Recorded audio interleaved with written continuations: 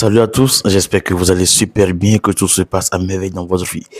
Bon, aujourd'hui, nous allons parler d'un sujet assez intéressant qui fait beaucoup parler sur les réseaux sociaux et dans le monde du football également. Nous allons parler du joueur Julian Alvarez, de la pression du FC Barcelone et également du refus catégorique de l'Atlético de Madrid. On va passer depuis un bon moment des tonnes de réactions et surtout des réactions des supporters barcelonais agacés. Mais aujourd'hui, on va poser les choses à plat. On va mettre les sentiments de côté et on va parler de la logique. Avant d'aller dans le fond du sujet, je vais vous donner mon avis à moi. Mon avis est 100% clair. L'Atlético a 100% le droit d'être catégorique et une fois de plus, le Barça utilise des méthodes discutables.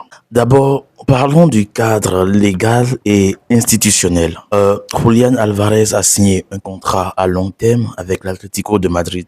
Ça, on est tous d'accord. Quand un club investit une somme colossale sur toi et te donne des garanties, je pense qu'il y a en fait dans ce cas des engagements réciproques. Le club paie ton salaire et toi, tu as l'obligation d'honorer ton contrat. L'Atlético n'est pas une banque ni un centre de formation pour ses concurrents. Pourquoi donc la direction madrilène accepterait de donner ou bien de vendre son attaquant vedette à un concurrent direct? Ce serait tout simplement un véritable suicide sportif et également une insulte en fait envers ses supporters. En restant ferme comme ils le font, l'Atlético rappelle une règle très fondamentale dans le monde du football. Aucun joueur n'est au-dessus de l'institution. Un contrat a une valeur et on ne peut pas la déchirer à la première sollicitation venue. Maintenant, parlons du rôle du FC Barcelone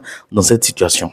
On passe en coulisses, on parle au joueur, on séduit le joueur, on lui propose un projet sportif ambitieux et on le pousse indirectement à aller au clash avec sa direction, avec son club qui le maintient sous contrat pour pouvoir faire baisser son prix. C'est ça la vérité. La vérité est là. C'est une stratégie de déstabilisation répugnante qui manque cruellement de respect aux autres clubs.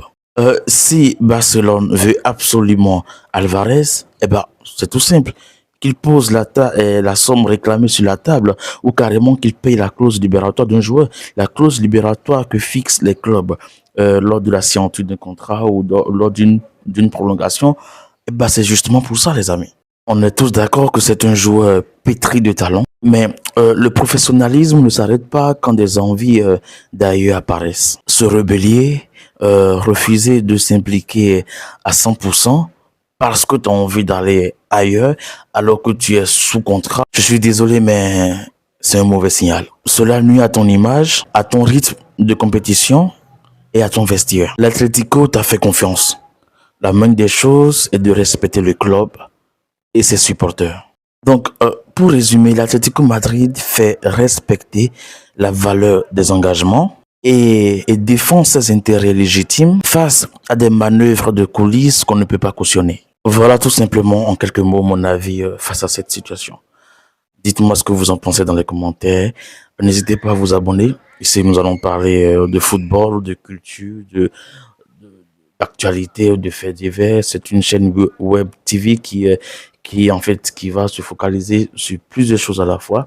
Et du coup, il y a de la place pour tout le monde. N'hésitez pas à vous abonner, à liker, à commenter, à partager. Et voilà, grandissons ensemble.